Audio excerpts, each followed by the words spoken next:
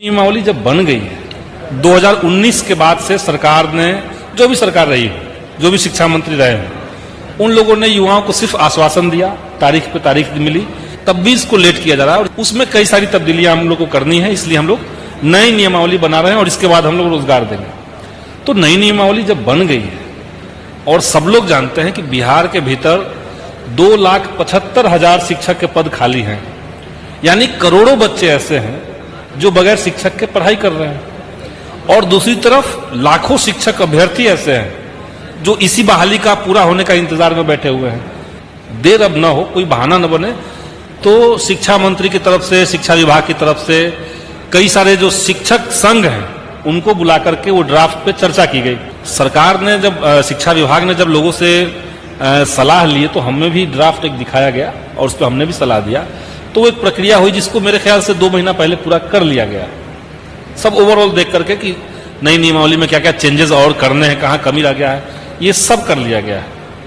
लेकिन अब तो सरकार को ये करना है। सरकार को इस बार के बजट में ये प्रावधान करना चाहिए था कि भाई हम 3 लाख शिक्षकों की बहाली कर रहे हैं। सरकार ने मात्र 4% बजट बढ़ाया है शिक्षा का, उससे बहालियां नहीं आ सकती है। तो क्या 23-24 का सत्र भी शिक्षक अभ्यर्थियों के लिए नागवार गुजरे? नहीं, इसमें भी रास्ता है। जैसे सरकार अभी नियमावली अगर ला दे, कैबिनेट से उसको पास करवाए और उसके बाद विज्ञप्ति जारी हो, तो ये एक प्रक्रिया है जिसमें 2-3 महीने लगने हैं। आप टीचर की जैसे ही नियुक्ति करते हैं तो वैसे ही तो आप उसको पेमेंट नहीं देने लगते हैं। तो जब पेमेंट देने की बात आएगी तो सरकार तो बीच अगले सत्र में भी तो ला सकती है, उसके लिए पैसा सैंक्शन कर सकती है। ये तो बजट सत्र हुआ, इसके बाद जब मानसून सत्र होगा, शीतकालीन सत्र होगा, उसमें भी अनुपूरक बजट आ सकता है, तो वहां से सरकार पैसा ले सकती है। इसीलिए ऐसा नहीं कि ये इस बजट में अगर उसका प्रावधान मजबूती के साथ नहीं किया गया तो हो ही नहीं सकता। कि नियमावली लगभग तैयार हो चुकी है, तो नियमावली पब्लिश होने में कहां दिक्कत आ रही है, कहां अड़चने आ रही है? तो ये नियमावली को ऊपर कैबिनेट से मंजूरी होना है और उससे पहले की जो प्रक्रियाएं होती है, जैसे शिक्षा विभाग में उस पर चर्चा हो गई, वहां से आगे बढ़ गया। हमने सुना कि उसको विधि विभाग में भेजा गया ताकि कोई कानूनी जटिलता तो इसमें नहीं है। ये हो गई।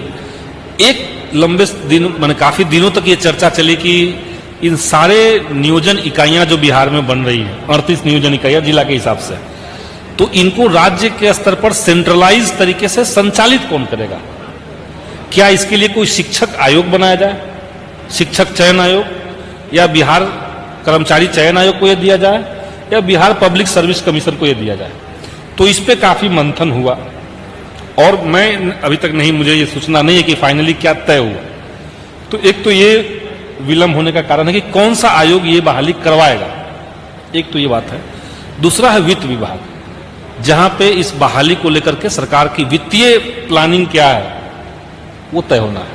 तो ये 2 प्रक्रियाओं को पूरा करना है सरकार को। तो अंदर में क्या चल रहा है तो हम नहीं जान रहे हैं, लेकिन हम तो बाहर से लगातार सरकार के ऊपर दबाव बना रहे हैं और शिक्षक अभ्यर्थियों से भी हम बार बार कहते हैं कि हताश होकर के बैठना नहीं है, बल्कि शिक्षक अभ्यर्थियों का जो लंबा संघर्ष चला इस मसले को लेकर के, उसके चलते ही सरकार को बार बार ये बयान कम से कम देना पड़ रहा है कि तुरंत कर रहे हैं, अतिशीघ्र कर रहे हैं, जल्द हो जाएगा।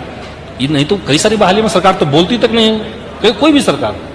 तो शिक्षक अभ्यर्थियों का अपना दबाव बरकरार रखना चाहिए। गिरफ्ती एक साथ आएगी जो मेरी बात हुई है, लेकिन उसमें बहाली की जो प्रक्रिया होगी उसमें पहले +2, उसके बाद 10th और तब प्राइमरी।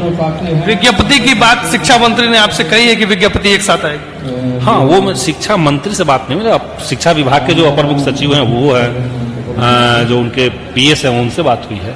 तो उम्मीद रखें और उम्मीद के साथ साथ संघर्ष भी करते रहें। हम तो यूथ से यही कहेंगे कि संघर्ष का कोई विकल्प नहीं है। और हम लोग भी सदन में जब बात उठाते हैं तो हम लोग को ताकत कहाँ से मिलती है? हम लोग को ताकत यहाँ से मिलती है कि भाई बाहर सड़क पे जो लोग हैं वो इसको लेकर के काफी वोकल हैं और संघर्ष कर रहे हैं, वहां से हम लोग को ताकत मिलती है। तो इसलिए आपके सदन के भीतर की लड़ाई आपके सड़कों के संघर्ष से मजबूत होती है। तो उम्मीद भी लगाएं, निराश ना हो, लेकिन संघर्ष भी करते रहें।